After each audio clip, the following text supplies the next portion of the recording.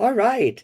Welcome to, I think this is our third edition of Brave Indigenous Conversations with Deadly Kookoms and Aunties. My name is Joan Jack, and I'm really, really happy you're listening whenever you are, wherever you are, and however you're doing that. We broadcast live on YouTube, um, Twitter, and LinkedIn right now because I'm locked out of Facebook. Anyway, and I'm in kind of like I'm doing okay, but it's rough. And then you can also find our show on Spotify by just searching Brave Indigenous Conversations with Joan Jack. Today we have with us our panel, our regular panel, Roxanne Shuttleworth, Charm, aka Dr. B, um, Becky Big Canoe, and we have our first guest with us who's going to introduce herself right after I read the invitation to a brave space. An invitation to a brave space. Together we will create brave space because there is no such thing as a safe space. We exist in a real world. We all carry scars and we have all caused wounds. In this space, we seek to turn down the volume of the outside world. We amplify voices that fight to be heard elsewhere. We call each other to more truth and love. We have the right to start somewhere and continue to grow. We have the responsibility to examine what we think we know. We will not be perfect. It will not always be what we wish it to be, but it will be our brave space together, and we will work on it side by side. And that was written by Mickey Scott B. Jones, who was a Black woman who's gone to the spirit world. And she, I forget right now, but she created something for Black girls that still exists today. All right. So our intention when Roxanne contacted me with the idea of doing this with my podcast, which is Brave Indigenous Conversation, she said, "You need to have Brave Indigenous Conversations with Deadly Cookums and Aunties." I was like, "Oh my God, do we ever?" What a great idea. And so I immediately started contacting different Deadly Cookums and Aunties that I knew. And the women you see here this morning are those who've stepped up. And Roxanne also said, "You've watched The View, haven't you?" And I'm like, "Yeah." And I was like, "We need like an Indigenous view." And I was like, "Okay, bring it on." So this is our version of an Indigenous view, and our guest has disappeared. So I'll keep talking. Oh, she's waving, but I'm going to introduce you now, Loni. So we're live. Maybe someday, if I ever generate any revenue from my podcast or win the lottery or something, we'll record and edit and do it the way that all the other podcasts do. But right now, all I can afford is this. And so we're live. It's raw. And what you see and what you hear is what you get. All right. So, Loni Jack, I'd like you to come off mute, and I'm going to mute myself.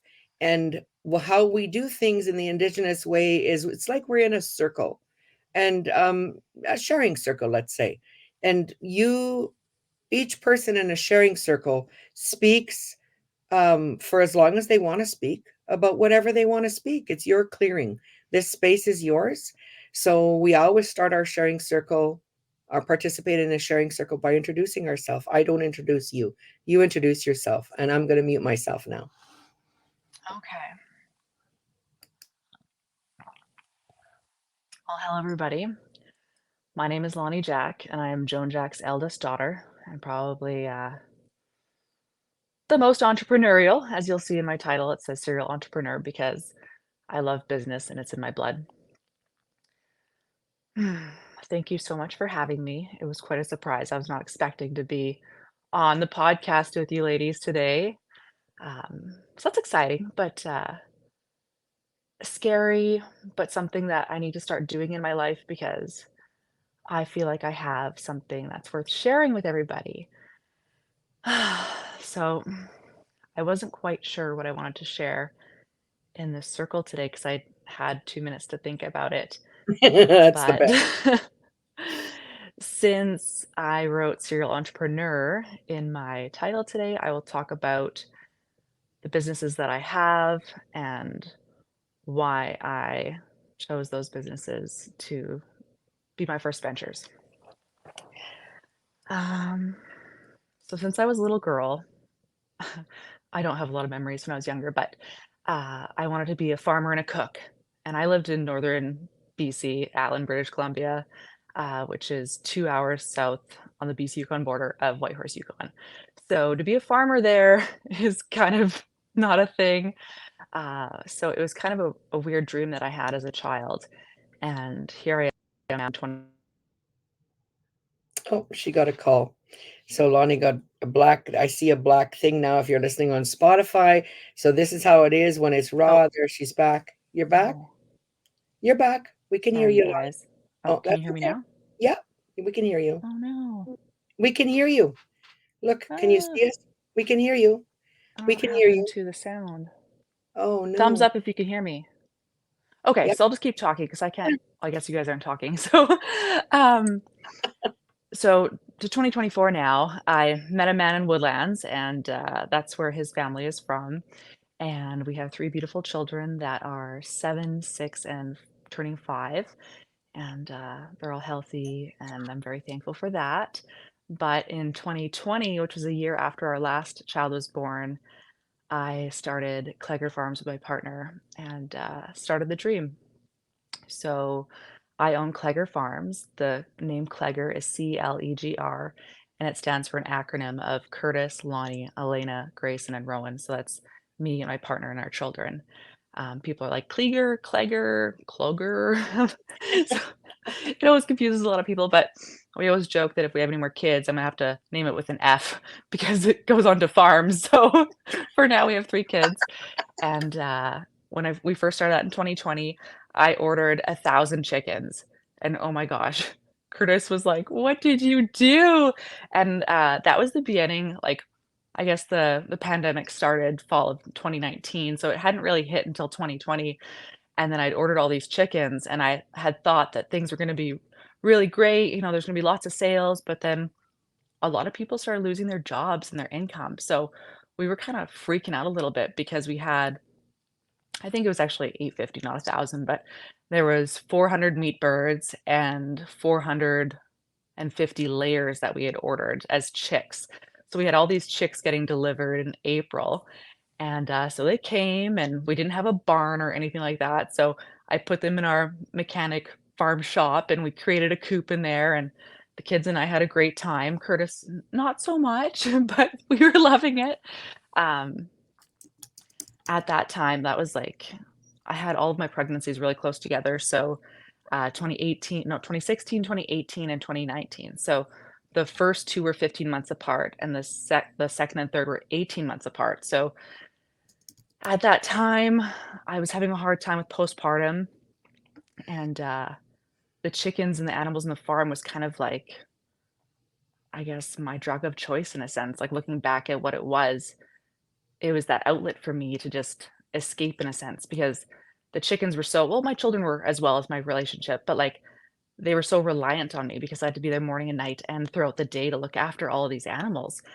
So it was very consuming of our life at the time. And my family participated. My parents came, my brother came, my sister, my brother-in-law, and it was amazing. So that all started. And then we created the farm page and we were making hay and we're just starting our grain farm from pretty much nothing because we're a first generation farm. And yeah, they started laying in the fall and we took orders for the chickens and they all sold, which was amazing. So if you're one of those people who supported our farm during that time and even now, we appreciate you and thank you. Um, my dream is to create food sustainability and security in communities, especially northern communities, because without the roadways to connect for the food, what do people have? And then just to bridge the gap of that and the cost of living and just getting back to our roots. And I know it's kind of colonial in a sense of the way that I'm farming because not all the tools that I have were available back in the day, but growing with the times, I think it's what we need to do and retake back our agriculture and put that back into communities, even if it is at a smaller scale. Because, for example, to feed a family, well, not even a family, but to feed a community in Barrens River, there's 3,000 plus members. I don't know what the actual number is in my home community here in Manitoba, but to have the infrastructure and the actual animals to sustain the community would be absolutely huge, and I wanna work towards that. So that is my end goal, is to provide all the eggs, all the beef, all the pork, all the milk. I wanna make my own butter, and I wanna have it there in communities as well as outside of the community, brought into the community by an Indigenous-owned business and people who are Indigenous and Métis, um, creating that for communities. So that is my end vision, but as Curtis says, "Lonnie, I know you have a big heart, and I know you love your community, but we also really have to pay our bills." So, that's a struggle for me because, like my mom or my grandmother, like, it's kind of a detriment in a sense, but we'd almost give away our last $20 if someone asked for it, if we could make a difference for them. So, trying not to get trying to keep ourself alive as well as create the dream and help other people with that. So, since then, we back to the story, Just before you go on, I ordered want tons of chickens, and then we still had the 300 and something layers after we sold our meat birds, and we did an egg subscription for just over 2 years in Winnipeg, Lockport, St. Andrews, Warren, Woodlands, and in the Interlake, and we did a delivery every week, so my mother, Joan, was my top egg delivery lady, which is great, and we delivered a lot of eggs, and Roxanne was one of our customers. We appreciate you. And, that was really great. We didn't make a lot of money on that, but the feeling that I had by providing something that we had raised and, like, knew where it came from, as well as shared all of our experiences online, really meant a lot. And what I had thought was that people enjoyed being part of the process and knowing where their food came from and were able to connect with us or ask us questions or even come out to the farm and be a part of what we are doing and gain that experience or clean their own chicken or pick their own eggs. And that was really great. So then that was the summer and they started laying in the fall. I'm going back here. And then I bought 5 pigs for my birthday. Um, That kind of a thing reminds me of my grandfather. I was at his condo when he was still alive, Johnny Alex, and he's like they were making pie that day, and he's like, "Well, I make the best effing apple pie in the world," and I was kinda like and I laughed, like, it wasn't the ego or the maybe it was the audacity, but I couldn't believe that he was so proud of his own self, you know, and I laughed at him, he's like, "What?" He's like, "Can't wait for anybody else to say it." So since that day, I bought myself Valentine's Day flowers for years because, like, why should I have to wait for someone else to buy me flowers if I want them? So I just did anyway. So I bought myself 5 pigs. And I don't know if you guys know this about pigs, if they're well taken care of and depending on the breed, but each pig has a 3-month gestation period and they can have up to like 20 piglets. So a year went by and then I bred my pigs and each pig had 16 piglets or so. So then I had like 100 pigs and I'm like, I didn't really do the pig math on this and it was a lot because like those sows they were 600 pounds each. So they eat a lot of food. So we were fortunate enough to get on the Loop Resource program. And for those of you that aren't familiar, Loop Resource, and this gets back to food security and stuff, Loop Resource is an organization that partners with grocery stores, specifically wholesale club and superstores.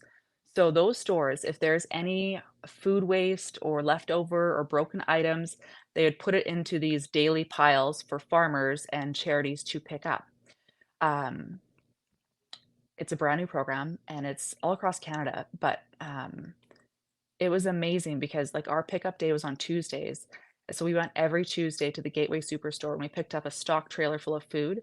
And then I had volunteers that would go through all that food and put it into the tub. So then we would feed that food to our chickens and our pigs. So it helped reduce food waste as well as extra compost. And then it also cut down our food costs. Like the time investment was probably about 15 hours a week to pick up and sort the food, even with 3 or 4 people helping. But it made a huge difference. And then a quick note on that is that we as consumers, I think, should choose to support businesses who support food waste reduction because, like, for example, when I go to other stores like Costco, um, it just I think all goes in the garbage, and they just, like, crush it all up and throw it out, and, I see a lot of broken items, and they just don't do that, so choosing where we spend our money and doing it more consciously, I think, is something really important.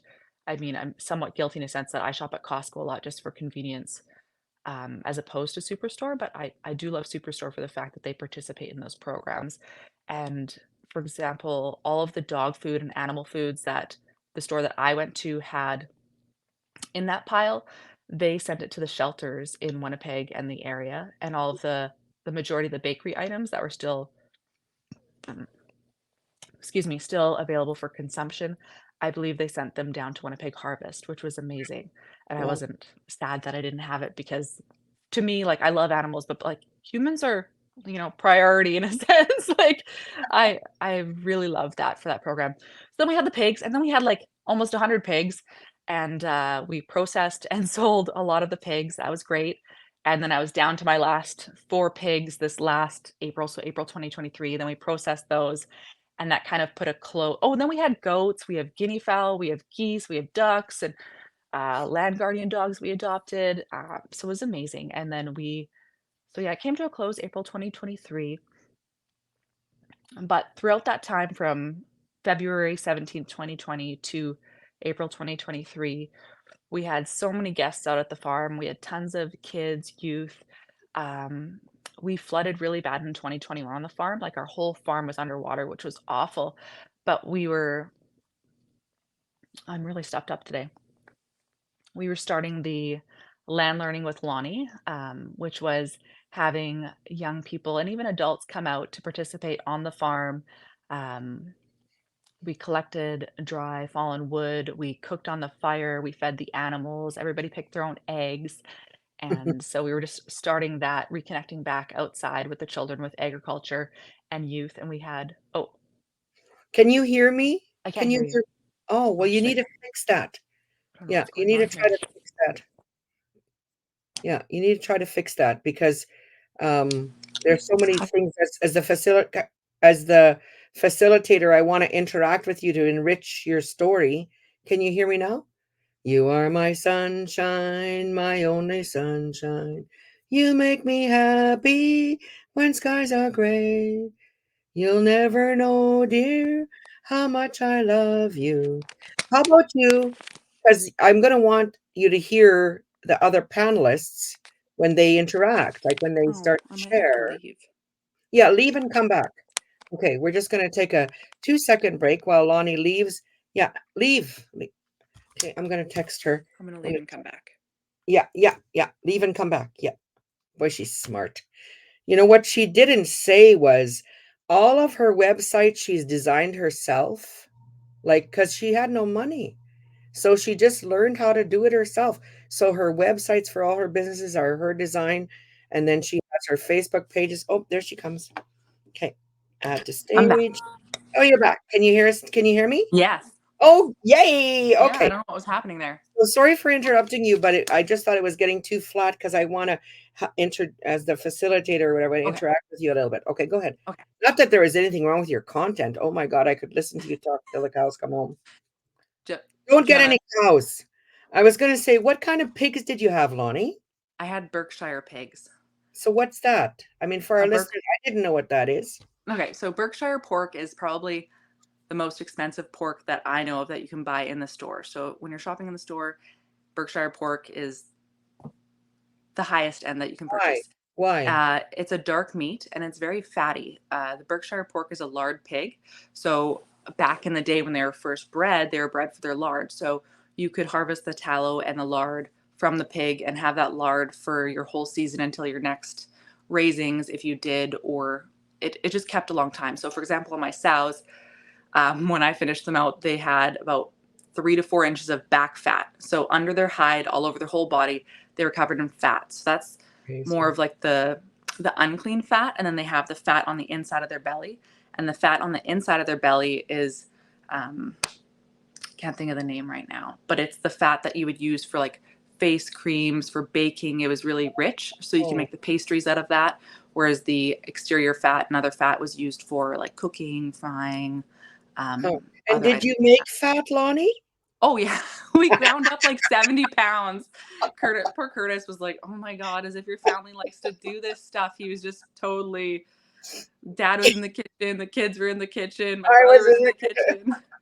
We were grinding it up into small pieces, and then we put all the fat into a pot, and I boiled it with water.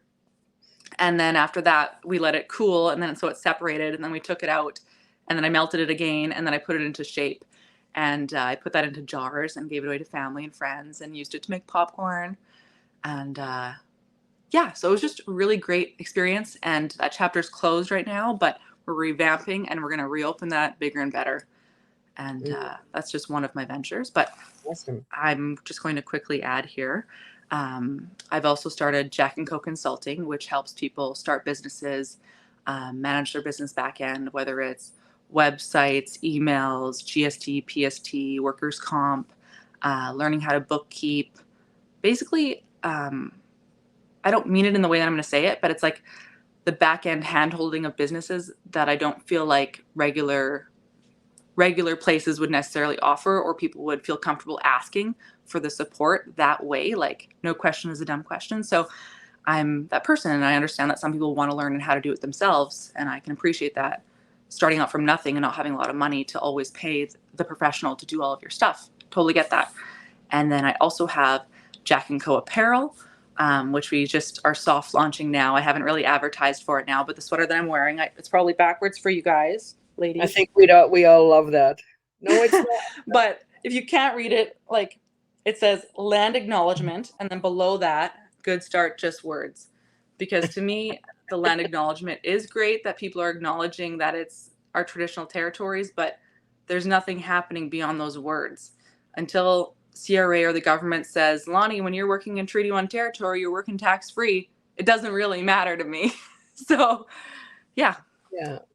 I'm ready for what you guys want to contribute to my Okay. shares. Awesome. So I'm just going to go in the order I see people. So Roxanne, would you like to unmute? Hi, can you hear me? Yeah. Okay, good. Thanks, Lonnie. That was so informative. And I had some questions and ideas and suggestions, and then you touched on that as well. I just want to say the pork I got from you was the best I have ever tasted. Oh, And I had stopped buying pork for about 10 years Mm, just because I didn't trust it. I didn't trust the source. To me, it all tasted the same and almost like chicken. Um, so I just stopped buying it. I mm, just didn't have it was not in my menu anywhere. And so when I saw your um, offer and availability, I jumped on it because I know um, you know, directly from the farmers is the best you can get. And while I was in Winnipeg, prior to moving to Dauphin 4 years ago, 5 years ago, um, I had no source mm, to get pork.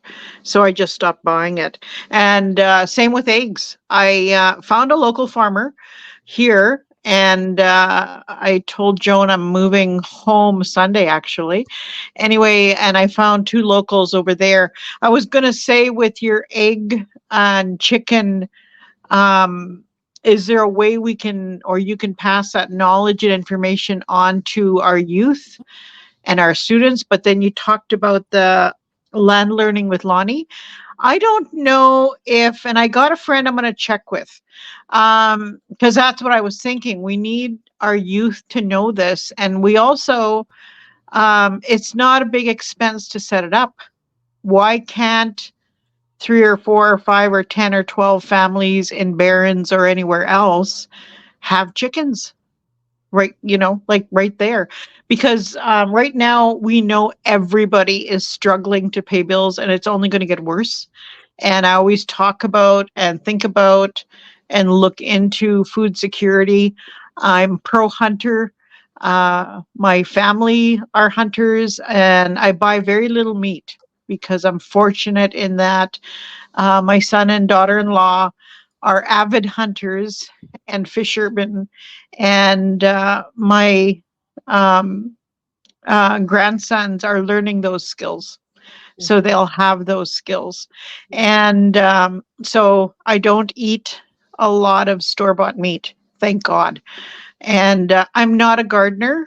I do not have a green thumb, but I'm willing to trade because and barter because I have other skills. And I'm a firm believer in that we all come in with our gifts and let's use them. And my brother always says, "Oh, you bought that plant to kill it," because I just don't have I don't have a green thumb.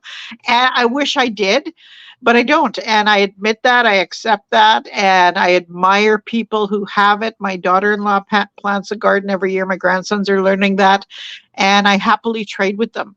Of course, they're trying to just give me the food, but I just say, no, like this to me is valuable. And it's something that we need to pass on. And so, and not to feel bad, I wanted to say to you about colonialist farming.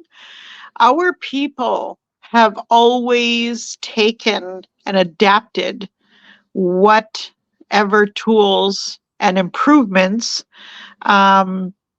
we needed or wanted. An example I think of is there's people, including my sister, who does beautiful quill work. But when the beads came on the scene, our women took those beads and used them, for in their apparel and in their designs. And so we've always adopted and adapted whatever we could, I love that. get our hands on. And so, there's a paper which I'm going to have to try and find, because right now Cows and Plows is happening in Manitoba. All kinds of misinformation is out there. Derek keeps trying. People would rather believe some conspiracy, but and like Saskatchewan adopted farming, and they were very, very successful. And it was one of the papers I studied at U of M when I was doing my degree. And I can't remember the name of it. And unfortunately, the professor who I got to be friends with passed away, so I can't even ask him. I'll have to go digging some more. But anyway, Saskatchewan First Nations adopted and had their plows and implements that the government gave them, and did very, very well as farmers. And so well that they outsold the settlers. And so the settlers went complaining to the government. So the government then forbid or passed a law that First Nations could not sell their produce. So, okay, fine. So what they did is they found a friend or someone off reserve who would sell for them. The Canadian government then passed a law saying nobody could sell for them. So basically they just, shut them down, cut them off. So don't feel bad. We've always taken and farmed and did really well. and took what was there and adapted it and adopted it. So that's what I wanted to talk. Congratulations on buying yourself flowers. I think Miley Cyrus just won an award on that song. And I did it first. What's that? I did it first. Yeah.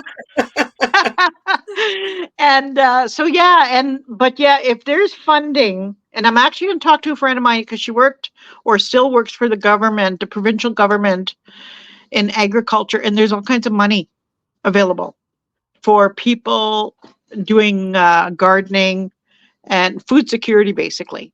So I'm going to get in touch with her and find out, because I would go to my community and I say, you know what, send 6 or a dozen students to land learning with Loni, pay for it, do whatever we need to pay for it, bring them home and let them start chicken coops, and because like you said, it's nothing fancy, and I did consider starting with a few chickens when I move home, because I can't grow anything, but then I thought I might kill the chickens, so If you lay them long, they'll eat you.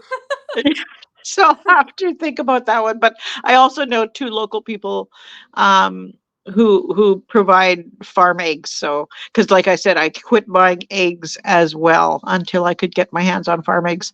So that's what I wanted to share. Thank you for being our guest. I so appreciated hearing what you had to share. Awesome. Okay, Charm. Good morning. Well, Lonnie, thank you for that wonderful talk. There was so much there. But before I say anything, I just want to say I think Lonnie's land learning will be good prep for the Nakana, the Nakana learning. We'll send her to Lonnie, then we'll send her to Joni up in the bush. They can watch the bears in the river. Anyway, yeah, that could be a whole summer program, right? Mhm. Lonnie, with Lonnie, and then with Joan. It's like they'll have we could do international tours, and what the hell? Anyway, yeah, no, and there's so many things that come to my mind. I'm gonna try and get through these things, but the first thing you talked about that tweaked me when you were talking about, the farming today and the tools that we use today, and the fact that, I mean, some people, like our people, I mean, they were very nomadic. They weren't farmers. They were stuck on land, and some of them learned to farm, but that wasn't the culture. They hunted and fished and picked berries and stuff like that. They didn't really farm. But anyway, this is an interesting topic about tools and culture. That Yes. just because the guy on the ice now has a skidoo, I mean, does that mean that he's not the same cultural icon that he was before he had a goddamn skidoo? No, he's Yeah. still the cultural icon, and I think that's a really interesting misnomer that comes up that's used against the people who live their life, whatever their life is, and I think I just was thinking of that topic, which is we could have a Mhm. whole discussion just on that, but we won't go there. I just thought I'd earmark that for some later date. Another thing that you talked about, you mentioned, which I think is really important, is you were talking about the old ways of how you would give you would give your shirt, you would give your last pair of socks, you would give whatever to the people, and that's a cultural that's part of the culture, historically. And I talk a lot about culture clash and how, I've worked with elders, and now they're living on the reserve, maybe somewhere around Vancouver or whatever, and their kids come and maybe live there, and they're eating their food, and they're not contributing, and then they get into a real problem because they come from a culture they would never throw out their children. No. They just would not do that. They will not do it because they come from an era of reciprocity. And what Mhm. happens is the era of reciprocity in the modern day, especially in the urban setting, it happens on all the reserves, but it definitely is really blatant in the urban setting, that the reciprocity somehow that has been lost. And so you have the elders still doing what elders always did, which is they come from a culture of everybody contributes, everybody's giving, everybody's helping everybody to grow, and it's a non-monetary system. Like you're saying, we still need money, but the old system was not one where we depended on money. We depended on the hunters. We depended on the berry pickers. We depended on the grandmas to pass on the language and the culture. Everybody had a job to do. The medicine man had his job. Everybody had a job to do, and everybody did it. And that was how the societies sustained themselves for thousands and thousands of years. And then they come into the modern culture where people have just kind of lost track. My uncle always says, that the connection between the youth and the elders has largely been broken, which was the colonial agenda to do that. And that's had a real impact because the elders are still living the way that they grew up from their grandparents, and their parents. They're living that way of life, and now they're in this generation where these kids are all swooped up by this, Western society and every man for himself and the Protestant ethic, and it's just a complete culture clash. And a lot of times they don't even understand what's going on. Yeah. Like I had a conversation with a client about how, her daughter was coming and they would eat food and do things at the house and then take off, and she was really having a problem with that because she's got little kids and they're keeping the little kids awake, and then she hasn't got food for the kids. And I said to her, I said, I asked her 2 questions, which were really important. I said, first of all, what would your elders say to you? And she said, well, my elders would tell me to make sure that my kids have food, number one. And I said, and what would it take? Like, if she's coming to your house and she's eating your food, like, what would it take for that to be okay for you? Because you want to feed her. You don't want her to not have food. I know that. I understand that. But what would it take? And she said, well, if she actually looked after the kids so I didn't have to pay a babysitter while I went to get the groceries. Or maybe she paid for the cab, while I went to get the groceries. Like if she did the dishes, or certain things. Like if she was doing this, and this, then it would be fine. And she was able to have this conversation with her daughter and sort out a lot of the problems that they had, just because she sort of like, I guess by asking her that question, she was able to kind of like get through her own culture clash and figure out a way to work things out with her daughter, which worked out really well for her. So, that issue of culture clash is really, really interesting in terms of the kind of conflicts that we see intergenerationally in families today. So I was just thinking about that. And then the food systems, when you were talking about food systems, so, I think about, you're talking about food waste, you're talking about food system, you're talking about sustainability, and where my head goes with that is that food systems have been infiltrated by pharma and the oh God, yeah, what do you call it? This money making society thing, so we've got tons of food. We've got tons of food in the store that's in boxes that's not even real. I always say, if you want real food, shop on the outside aisle where the meat and the vegetables and the fruit and stuff are. Like, don't even go down the aisles. Just shop in the, around, because always the meat, the dairy, the fish, the stuff is always on the outside aisle. So, but the thing is, when we understand how the food system is being infiltrated and what's actually going on, like globally, I think Becky would probably know about this, that globally, there's an attack on farms and farming and food, like genuine food. The Amish in the US, they're attacking the Amish. They're trying to stop the Amish from being able to sell. Like the Amish, they're a self-sustaining society, but they do sell some of their produce and some of their, I guess maybe some of their meat, I don't know, their eggs, things like that, to help them, for some things that they have to buy. But generally they're self-sustaining, and they are attacking the Amish now, and they don't want them to be able to sell food unless it's approved by them, which means that the food is going to have certain things done to it in order for them to approve them selling it. So there's this huge infiltration, which has to do with control and money and all this kind of stuff, which really gets in the way. But, this idea that, land learning with Loni, I think is critical, because what's happening is we also live in a culture where technology is stealing all of the skills and knowledge that the younger generation is going to have to get through all the shit that's going on right now, and that's going to be going on in the future. And food security is going to be a super huge issue. And if people don't know how to grow some goddamn carrots and potatoes and lettuce, and if nothing else, if they don't know where to find berries or what kind of foods they can eat if they're out in the bush, like if they don't know these things, this is going to be a really big problem. People need to know. We need to pass this stuff on. Like, this is really critical for survival of the human race as a whole. That's a big issue. So the necessity of skills can't be understated. So this land learning with Loni is such an important program, as is Joan's program, up in the Nakanoa. These are really, really, really important things. And the other thing is that I thought you could make a t-shirt for this, Loni. This idea that, this is about lifestyle. Like, I actually grew up on a chicken farm. So I lived on a chicken farm from when I was 6 till 12. So, and we had a huge garden. We had a garden that was bigger than our house. And, we did a lot of, my mother was a single mother. She was poor or whatever, and she had 4 kids. And so, we did a lot of canning. We did a lot of berry picking, a lot of weeding, all these kinds of things, just to be able, a lot of cleaning out a dirty old chicken pen, and my brother's chasing around chickens after they killed them, and, plucking them. And I mean, all the stuff you do out there. But the thing is, this lifestyle, like, I'm really grateful for the lifestyle for a couple of reasons. One of the reasons is that I did not grow up eating garbage food. I grew up eating vegetables and fruit and, chickens and, like real food. And this is a lifestyle thing, that I grew up with. Like, I never had pop. I never had, sugar pops and, whatever kind of garbage they sell nowadays, and they call it food, which is not food. We know it's not food.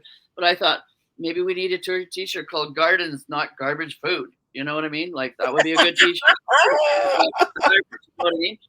And that's really about lifestyle, and that's really about sustaining mankind, really. And I think this is such a critical. The whole food thing is such a critical thing right now. And then I talked about attacking the Amish as well. So I mean, the big thing, the big important thing, like if people, I don't know if people really know, like to the extent that they're attacking farmers around the world. You have to get off Canadian mainstream media and go on to places like Yandex and other sites, and you can find out like they're attacking farmers all over the world. If you look at India, when they did it in India, this was a huge thing. That actually did get out into mainstream news, the way they were attacking the Indian farmers. But it's going on everywhere, all through Europe right now. The farmers are in the cities with their tractors. They're dumping shit literally onto the municipalities, onto their government offices and on their properties and everything else, because they're using the bullshit excuse that CO2, we have to cut CO2 and cows fart too much, and we got to get rid of farmers. They're basically trying to steal all the land and using this nonsense excuse about CO2. And people don't really realize how the attack on food right now, like they don't really realize like how much of an issue this is right now. I know Becky knows all about this. She knows what's going on. But this is a huge issue, and people really need to get conscious and need to understand globally what's going on to the food, to the whole world of food. And there's a woman you can watch. She's an Indian woman. Her name is Vananda Shiva. If you really want to know what's going on globally around food, go listen to Vananda Shiva. And like I said, go look at what's happening in all these European countries. In Paris, the people have been on the street for years. In Germany and Norway and Italy, the farmers all over Europe are literally in the streets, blocking the streets, because the government is attacking the farmers. In Norway, I think it was Norway or whatever, they tried to like shut down 30% of the farms. And Norway is a huge producer worldwide of food. And they're doing this to a lot of different countries. So, globally, people need to really wake up to what's going on globally to our food supply. And like I say, what you're doing is so important, because no matter what happens in the future, if we don't know how to grow a potato or how to grow a carrot or how to grow an onion or how to grow some garlic or whatever, we're going to be in big trouble. So what you're doing is so, so important right now. So anyway, now my little rant, people.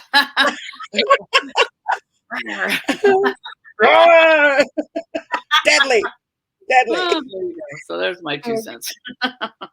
Thank you so much, Char. Becky, over to you, girl. Wow. Gee, I 100% agree with you, ladies. Wow. This is just an amazing discussion. It's so important. You have any trouble hearing me? No, you're good. It's fine. Okay. Good. Yeah, we got this. Great. Well, what a fantastic topic.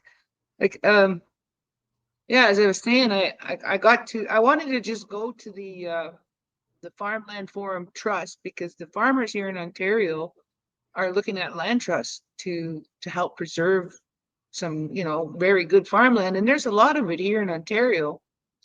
But the pressure from the both levels of government, provincial and federal, to make land available for housing development, like crazy here. And so they have a lot of concerns about what's happening. It seems like our provincial guy Ford, he had this scheme going where he was using this tool that they have at the municipal or provincial level called MZO or something, Minister Zoning Order, which is meant for like an emergency situation.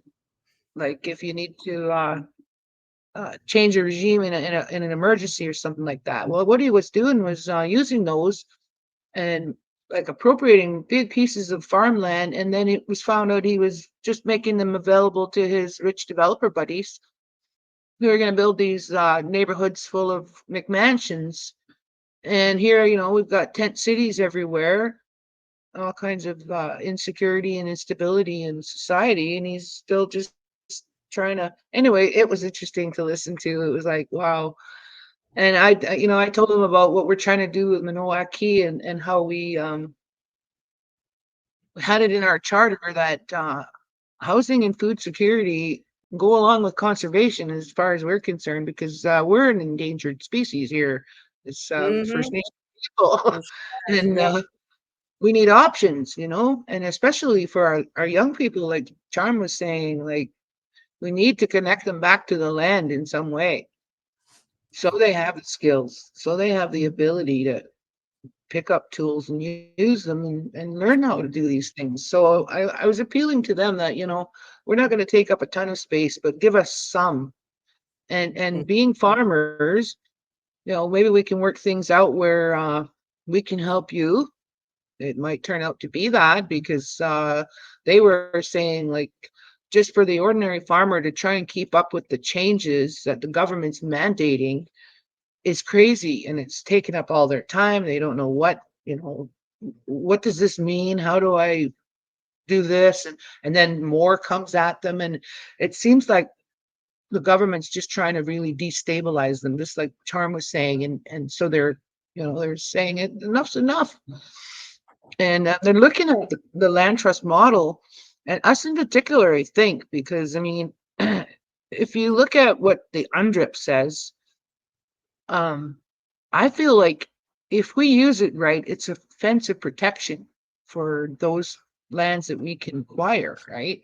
Otherwise, it's actually a tool to destabilize us and make us look like make us the patsy for what the UN and all the rest of that whole agenda wants to accomplish. So it's all about how do we use that thing right.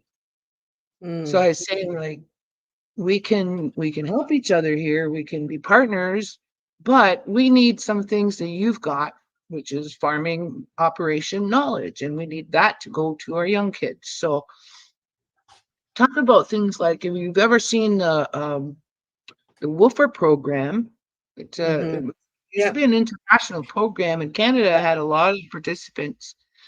And the good thing about that was you get room and board if you're a willing worker on a farm. But if we were to design a model for our youth, we could say, okay, go and be a willing worker on a farm. You're going to get knowledge, untold amount of knowledge and a work experience. And then we said to them, all right, if you have plans to go post-secondary or back to school in September, then you'll get your payout if you do the whole program.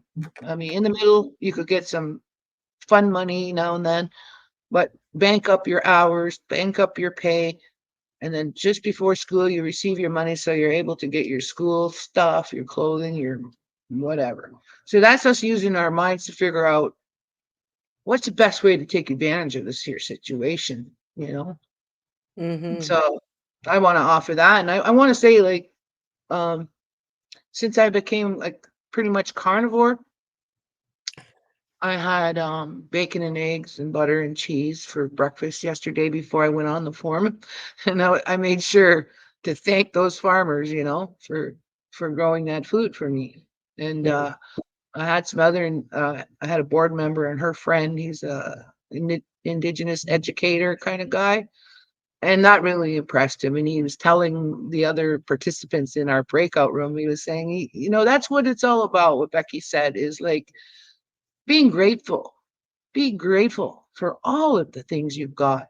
And I think Western society, just got bloated like something where they take everything for granted and feel entitled to be this wealthy, and it's sad to have to remind them again and again, even with the land acknowledgements. And that's one thing it's good for, is that I always point out, you completely displaced us. We ended up with 0.02% of our former freedom lands, you might say, on which to do things, and we can't do things. Our population, as opposed to your white settler population, which is on the downward slope, ours continues to go up, and that's an exponential thing. Like, we're far from the top of that bell curve just yet. Right. Looks like Roxanne wants something to say there, really. If you No, it's my turn next. It's my turn. Okay. But anyway, I support community supported agriculture. I get a meat order from farms, so I know I'm getting better meat. And I go through a lot of eggs on this diet. Could be 6 to 8 eggs a day. you know. Hmm. Love my butter. I'm thinking about, geez, I think I should get myself a dairy cow. I'd love to make butter because if it disappears off the supermarket shelves, that will be a sad day for me, you know. But other than that, man, there's a lot of wisdom in this room. And Loni, all the power to you, girl. Really proud of you. I watched that spring when you had that flood in your pictures, and I was like, oh my God, I hope I make it. Yeah, it was really, really something to see you struggle through all that and raise your kids too. Mm. Way to go, woman. Yep. Thank you. Thanks, Becky. Okay, my turn. Oh my God, I make notes when people are sharing so that I can like remember. This is going to be a big ramble here. I wanted to tell a story about Loni. So we've been going down there. We come off the river and then we go to Manitoba to help Loni. The whole family goes. We go, even Shirley and Steve come sometimes. We go and help her with whatever she's doing on the farm over there. And invade Curtis's poor Curtis's family are just not used to our culture. Like with us Indigenous people, you invite one person and 16 show up. It's like that's just how it goes. Anyway, we go over there and I learned so much. Like I found such grace and peace in washing eggs, picking them and washing them. I'd never had that experience personally before. And at first I didn't like it. I complained lots and loudly, but as things went on and I got in the zone of it, it became like a sacred thing. It was really sacred, even though it was still stinky and shitty and loud and all those other things were still there. I really got some reverence for those eggs. So people who ate the eggs that we washed, they're eating the love too, eh? That's what's going into the food. So I wanted to tell a story. So we were there, and Brian always does more than I do physically. And I was in the camper resting already, and he came and he said, Lonnie wants a blanket. This was when she got all those pigs and they're having babies left and right. I said, what does she want a blanket for? He said, I don't know. She just told me to go get a blanket. So I said, okay. So I said, well, I don't really know what she's going to do with it. So I was thinking to myself, I got to send one that could be washed. So I sent a thinner blanket, and it was still a warmer sleeping bag, but it was thin. And I sent it out to her with her dad. And then after she came back, I said, what the hell did you want a blanket for at the pig pens? Oh, well, Mom, she said, after you have a baby, she said, you get that cold feeling after your baby's born and you're shivering and you're just like all that energy, is dissipating and you're just shivering. And I said, yeah, what does that have to do with pigs?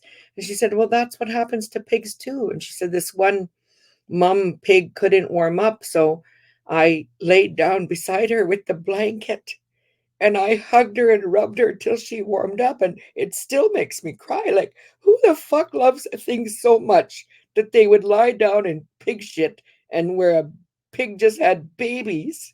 Well, my girl does. And I'm so proud of you, Lonnie. Like, man, I just lift my hands up to you. Like, I love everything. I love life. I love all forms of life. I don't know if I could lie down with a pig and comfort that pig. So maybe, you ended up eating that pig, Roxanne.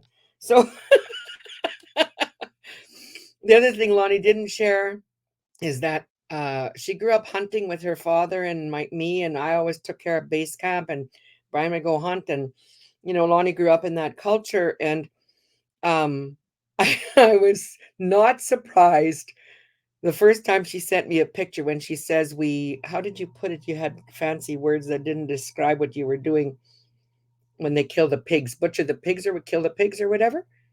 They actually did that themselves. And there's my daughter, skinning and gutting and skinning pigs, and they're hanging up, and because that's what you do with moose.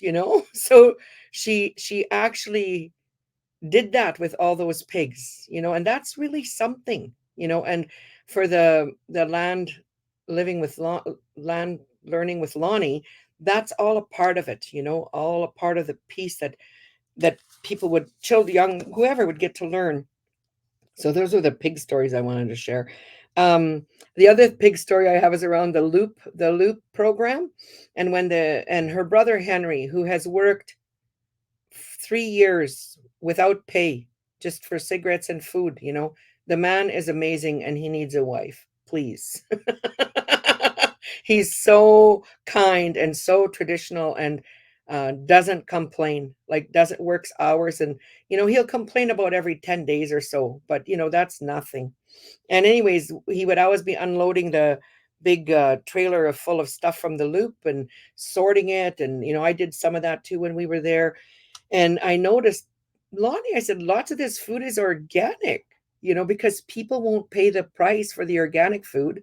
And then the expiry date comes and then they throw it out. And it's expired food is still good. Some of it, I mean, whatever. We grew up eating old bread. It's so all of these chickens and pigs mostly ate organic food. It was pretty cool. I was like, man, these are styling pigs. And then I'm jumping around, but the whole endangered, when Becky said we're an endangered species, I said that 30 years ago. Lonnie heard me say that probably, that we are endangered species. And the environmentalists that we worked with up here in Tlingit country to protect the territory from a road, I said to them, you need to make a t-shirt that has a salmon, Brian Jack's face, and a grizzly bear. That's the t-shirt. So now you have a t-shirt company. You need to make that endangered species and put a picture of a salmon, picture of your dad, and picture of a grizzly bear, because he's very indigenous looking, and that would be a really good shirt. I also had some thoughts around farming in the context of harvesting our food and medicine. Like, I think us as Indigenous people, we weren't farmers. I think the Mohawk and people along the area where the farming did naturally happen, they were farmers. They had, they were the ones that had tobacco. They were the ones that had a squash. Like a lot of the things people use today globally don't even realize that it's sourced in Mohawk country. So some of our people did farm, but then I started thinking just now, listening to the discussion around, when you go picking wike, like there's Tobasanakottiban, Premier Wab Canoe's dad was telling me a story about when he was out picking wike, that he said, I was trying to talk to Diane, was with me, his daughter, she's a lawyer as well, and her a man she was with, and well, her boyfriend at the time, and I said I couldn't get their attention, and I said, what were you trying to get their attention about? And he said, I was trying to I wanted Diane to hear me sing the songs to call the dragonflies. Okay, I'm like, Miss, decolonizing Indian here. And I said, okay, I don't know why you would wanting to be calling the dragonflies while you're picking wike. And he said, well, because they eat the mosquitoes. He said, so there, and then there are other songs that wake up the medicine. And he said, if you sing the ceremonial songs that wake up the medicine, then the wike is very powerful, very powerful. And I said, well, what happens? Because I'm curious. I said, what happens if you don't sing the song? He says, it's just like, Tylenol, an extra strength Tylenol, like it's, it's like normal. It's like, it's, average. And the medicine, when you get medicine from people like wike, I'm using as an example, which is people call rat fruit in English, you get it, and some of it is really, whoa, and probably the person knew to sing the songs to wake up the spirit of that plant, So there's a whole world of farming, quote unquote, that our people have always done, always done. And where you only take, and farming principles, like you only take what you need. Those are our hunting principles too, our hunting law and our farming law. You don't take all the wike, you don't take all of anything. You just take what you're going to use, and that whole idea of reciprocity, in particular, applies to our land relationship. At the Nakana, we only, we don't let like some kids really love to fish, like they just could stand down at the river all day. But the law is, we only eat what we kill. And if you kill it, you've got to clean it. And so it's usual that it's my lived experience that somebody who really likes fishing doesn't necessarily like cleaning the fish. Well, I don't want to clean it. Well, then you've got to get in relationship with somebody else here at camp and make a deal, That's the reciprocity again. It's not that you're wrong for not wanting to clean the fish. You've got to be in a relationship. Other people are really good at minding the smokehouse, and that's all they want to do is go in there and check the fire and turn the fish or turn the moose meat or whatever. So you work cooperatively, and that reciprocity is in the entire experience. And it's the same thing in the kind of farm that you had there, Loni. So I wanted to just say that about that. I don't know. And then I guess this would be a good time to make my comment. Derek's my good friend and brother. And I say that because I've ridden my Harley behind him at least 30,000 kilometers in all weather conditions, in all types of times of day, because the damn guy doesn't know when to stop at sundown. It's like, just one, 2 more next time. Oh, crazy. I've ridden through we shouldn't ride in the dark, but I have. And so we're all gaming. And so I know in that intense experience, how people behave in intense experiences, to me anyway, shows you who they really are, who they really are at their core. Because it's, my mom taught me, it's easy to be someone's friend when everything is going good. It's what you do in your friendship when it's going bad. That also applies to marriage. Hashtag follow me for more marriage advice. Third time lucky. So in relation to the cows and plows, my view as a lawyer is that all that's happening there is that the treaty is finally being implemented in that context. That's it. That's it. And in any negotiation, it's a deal where you say, okay, I'm taking, and even in reciprocity, I'm taking this for that. Okay, the right to the cows and plows was there, was there.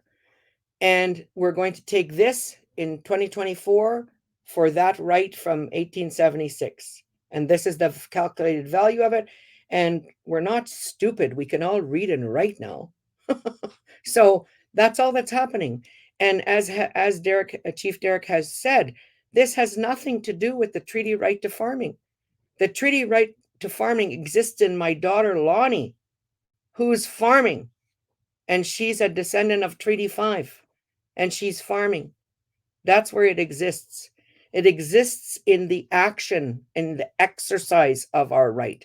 That's where our rights exist, in our hearts and our minds, our spirits, and in the exercise of that. It's good. Some people just talk about it because, knowledge is important, but I don't think knowledge becomes wisdom without action. Knowledge turns into wisdom because of action, lived experience. Yeah. Yeah, and the land acknowledgement shirt. When she first contacted me about the shirt, she just wanted to say land acknowledgements, just words. I said, okay, you're my daughter. That's so straight. I think you have to let the white people know that they've made a good start. So I added the good start. Let's just give a fresh Bannock slap there, not a 2-week-old Bannock slap.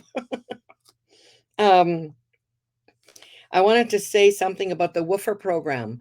We know about the Woofer Program here in Atlan because Stephen Badwar and his wife, whose name just escaped my mind right now, but Stephen has been a squatter out at the Warm Springs for like 25 years, homesteading at the Warm Springs here in Atlan, and used the Woofer Program, and that's how we learned about it. And we've met people from all over the world that have come to work with Stephen and Alyssa and his wife for, I don't know what the period of time is, but they don't get paid.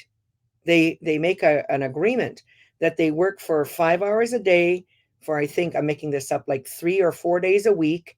And then the rest of the time they're free to explore the land and all that. And then they gain all that knowledge of the homestead out at Warm Springs.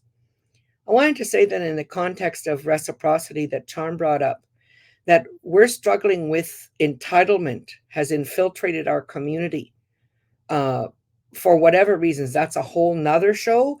But at the Nakana Call just last week, I was told that there's concern about supporting the Nakana Call financially because Joan makes everyone work too hard.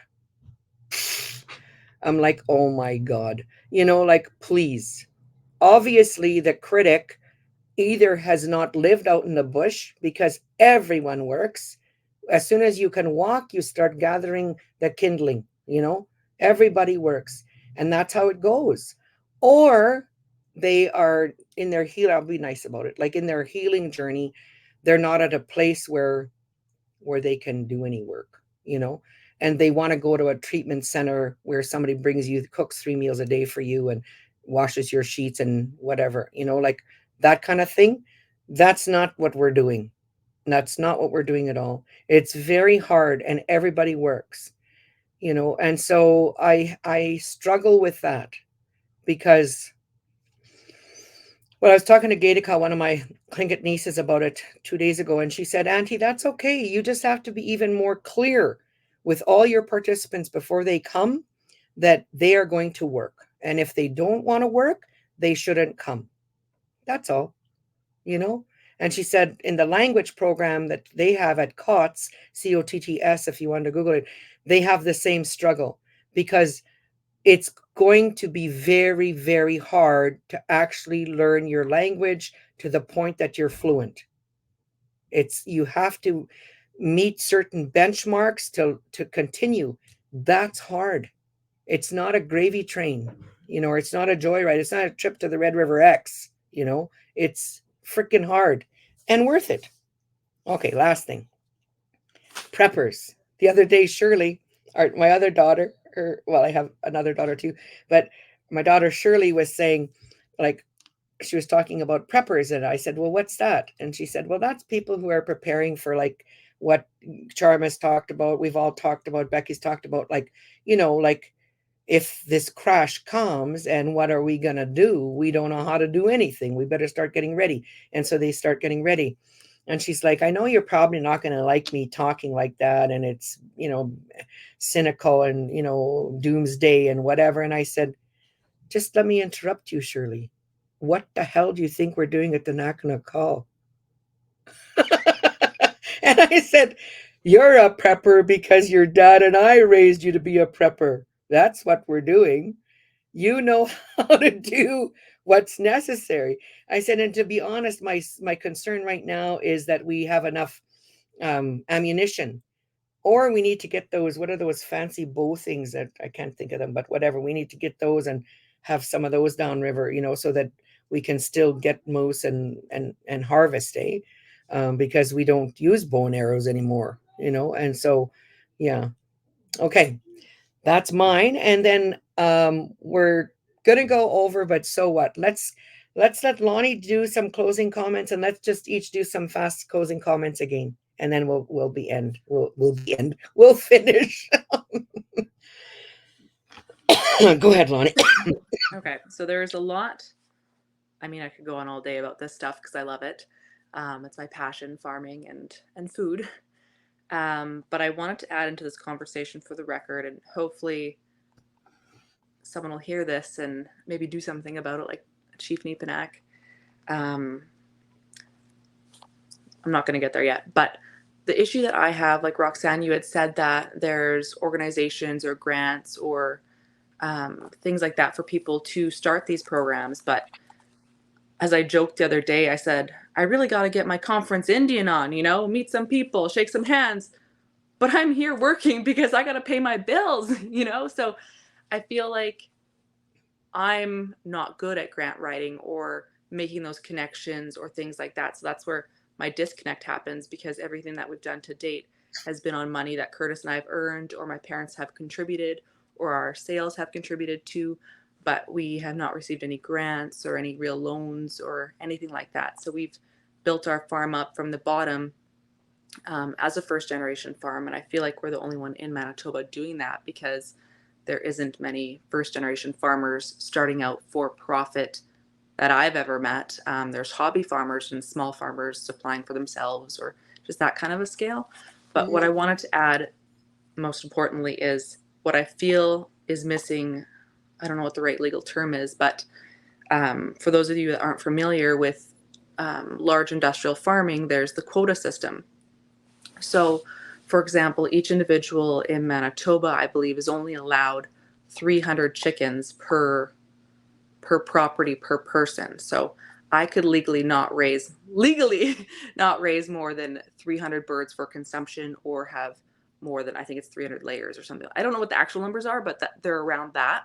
So that's the way that the government keeps you in check and not to destabilize the food egg industry.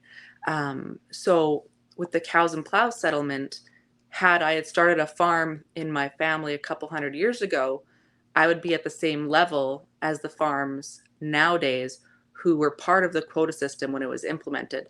So people purchase quota. I didn't do the math or the research yet, but like 10 years ago, milk quota, because you have to have a quota for milk as well. Dairy farmers cannot sell milk if they are in the quota system to consumers legally. They will possibly lose their quota or get fined a lot. So any extra milk that farmers have in their dairy farms, they have to dump if they have met their quota supply for that week or that day or that month. I don't know whenever their pickup is. They have to dump it. They just dump it on the ground, goes to the garbage. They feed their pigs or whatever. I don't know. Each farm's different. But I think 10 years ago, 1 kilogram of milk quota was $38,000. So if you wanted to produce 1 kilogram of milk that was sold into the Canadian dairy system, it was like $38,000. I don't know what it is today, but same goes for chicken quota, milk quota, turkey quota. So let's say today I wanted to supply Manitoba First Nations chickens, turkeys, and eggs. I couldn't do it, so like, why isn't there a space for Indigenous people to be included in that system because they were disconnected so much?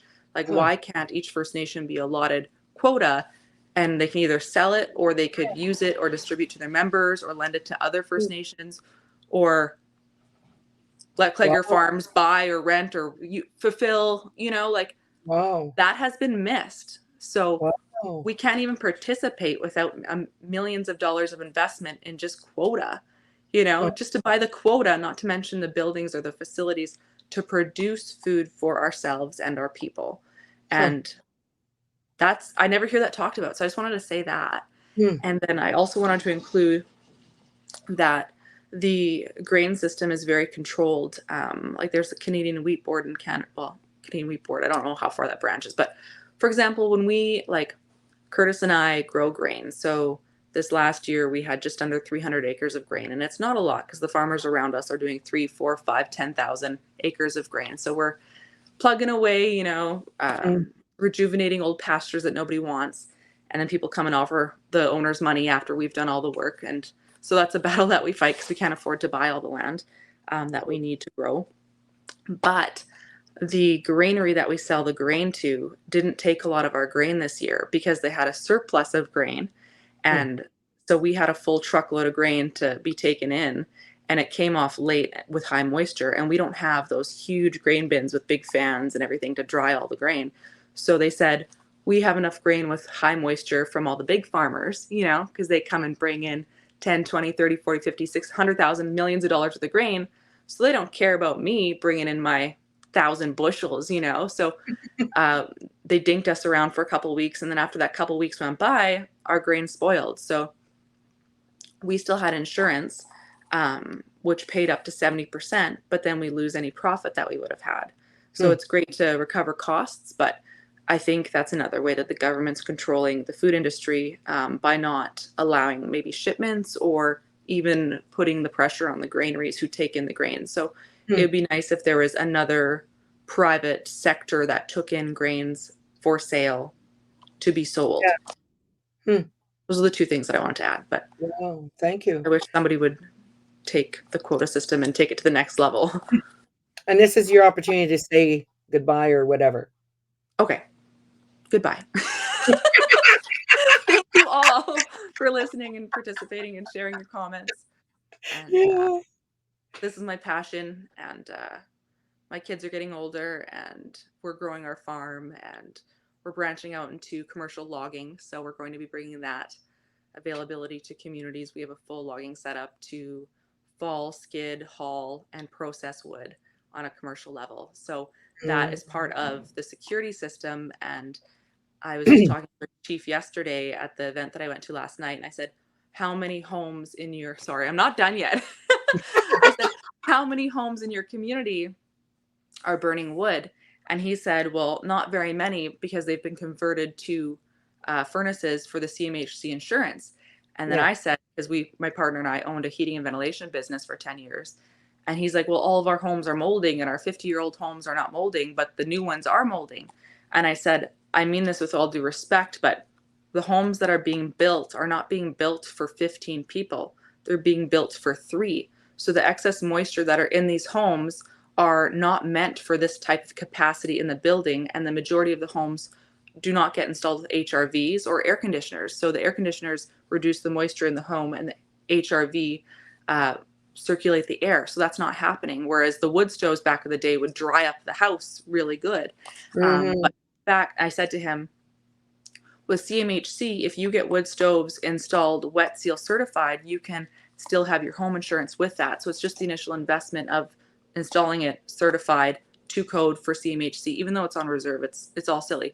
But back to the wood, if people had control of their heat source, they wouldn't be so reliant on hydro systems to keep their homes heated. Like a lot of people I've seen on Facebook are heating their homes with their ovens because the 1 or 2 baseboards isn't enough, but then their hydro bills are 15, $2,000. It's crazy. So why are people who are just scraping by having to pay so much for hydro? So like that's another part of what we're going to be doing, but we're just growing that now. And so we want to go into communities and help people harvest and have wood available to their members. And Nice. Amazing. Okay, well, thank you for being our guest. And Roxanne? Can you hear me? Yep. Good. I just turned my mic back on. I know a guy, actually I know a woman. So I'm going to talk to her about grant writing because I think land learning with Loni is so important. And the quota system, I kind of knew about that. What I do know is I attempted to buy a beef shared with other people because I would no way be able to eat a whole beef. From a friend of mine who owns her own cows, and she can't sell a beef without provincial approval. And I was shocked. I did not know that. And I'm like, what? And she said, yeah, I can't, sorry. And so, that was something I learned about. What concerns me with the other thing that's a threat to Loni and people like Loni is corporate farming. I'm seeing so much of that in this area here in the parkland. It's unbelievable. Like how many farms are being snapped up by corporate farms, and I'm sure Loni knows about that as well. And the other thing I just wanted to say in talking about the housing issue, the thing a lot of people don't realize or know, unless it's changed in the last 4 or 5 years, and I have not heard that it has, housing dollars for First Nations has not changed since 1973. Yeah, it's non-existent. Yeah, so all CMHC. yeah, and so we, there's housing crises going on, and people are waiting 20 years for a house. Well, because the dollars are not there. Like they're just not there. So I just wanted to throw that in there and thank Loni for joining us at short notice. And it's been a great conversation I enjoyed today. And thank you all. And I've got to leave in about 10 minutes. So I'll leave, you all can continue, but I've got an appointment.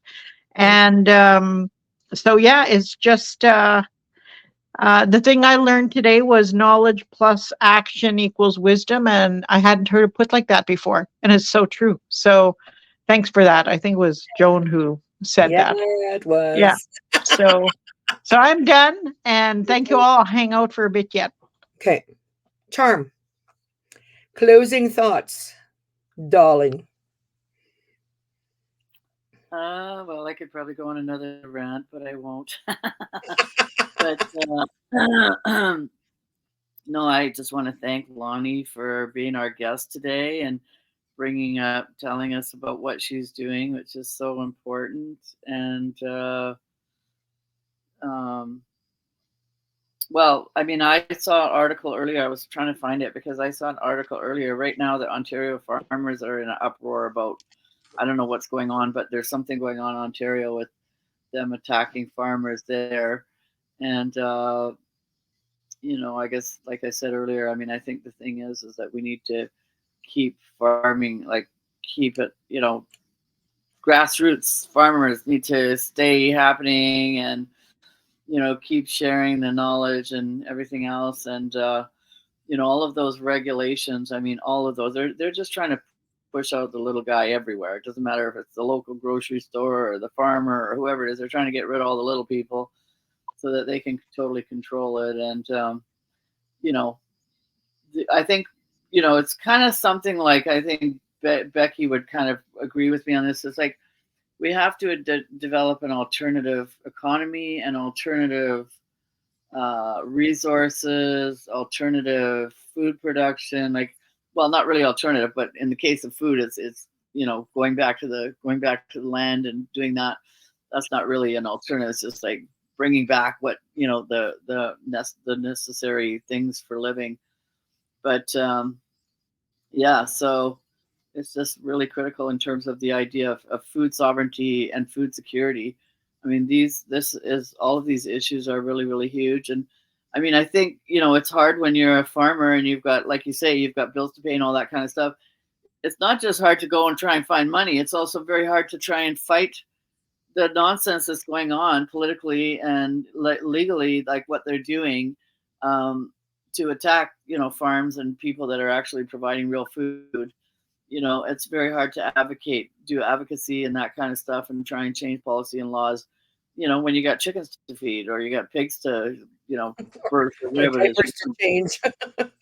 So, yeah. So definitely you got to have people that can do that at all, like be addressing the issues on all levels and at every table, at every policy table. So, yeah, I mean, I think that's the thing is finding people that can address those issues and let farmers do what farmers do best, which is farm. So anyway, it's just wonderful to be here and wonderful to participate in today's conversation. So thank you. Miigwech charm. Becky? Yeah, I so agree once more. Like, we can honestly say to people of today, whenever we find a platform, we can honestly tell them, the taking away of a people's food source is a weapon of war. And it's what they did to us.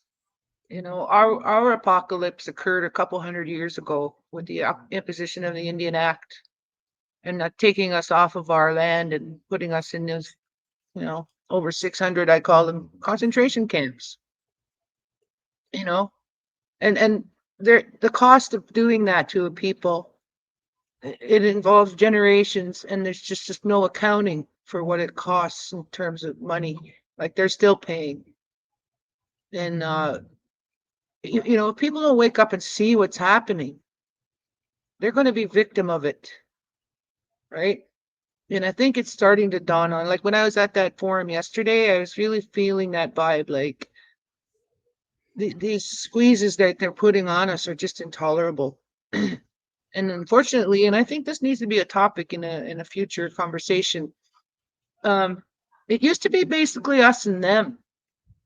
There was two colors, our brown skin and their white skin.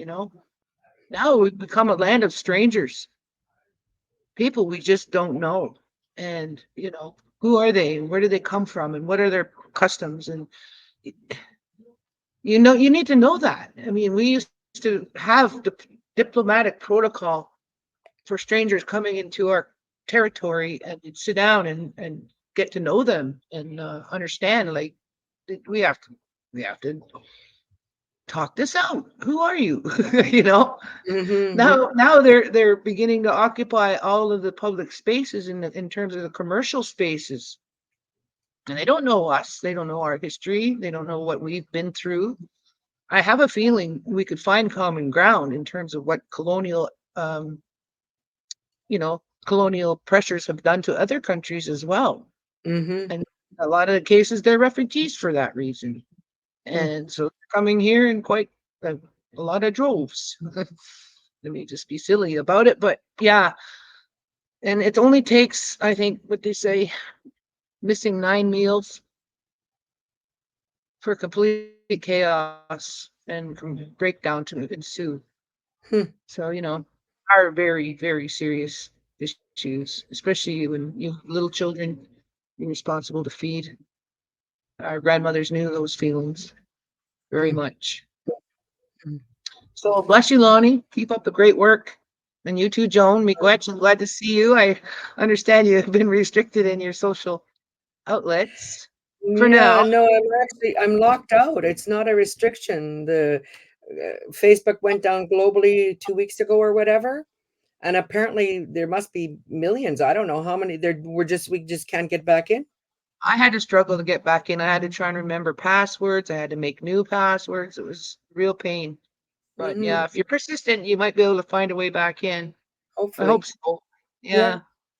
I just wanted to say, Roxanne, we bought a new plow last year. It's a 9-bottom plow. Not waiting for my cows and plows. So we are going to plow up a large garden this year. So we're going to do I won't necessarily get it planted, but we're going to do a for sale part garden and a you pick part garden, as well as a you rent garden. So if people are green thumb inclined, they can come out to our space and use our land to plant stuff. Nice. Awesome. Okay, were you done, Becky? We kind of segued there. I just want to make sure. Okay. All right. So I end all the podcasts in the same way. A core thing of Indigenous culture is to not take yourself too seriously. Kego kitchen dazokin. Like, you're not actually all that, Joan Jack. No Facebook for you. Yeah, that's it. Facebook famous? Not now. Anyway, I love to laugh and keep things light sometimes because it's pretty heavy. Being alive is heavy. So I want to show these earrings. These are Becky Ann in Winnipeg, and she's on Facebook. And I love her beading. Like, her beading is not uh, uh, very, like, my daughter Amelia's beading is so creative. She's an artist. Like, every piece of earring is a piece of art, like a unique, and I'm sure this is unique too, but it's very traditional, like, not traditional. You see it a lot. But when I wear Becky's earrings, I get stopped, and I keep telling her when I buy, it's your spirit, Becky. It's in the earrings. So she's on Facebook, Becky Ann, and yeah, just tell her I sent you. Thank you for listening, and please share, because I want what's that guy's name there? Joe Rogan, move over. Joe Jack's here. I'm going to end, and then let's say goodbye privately. Goodbye.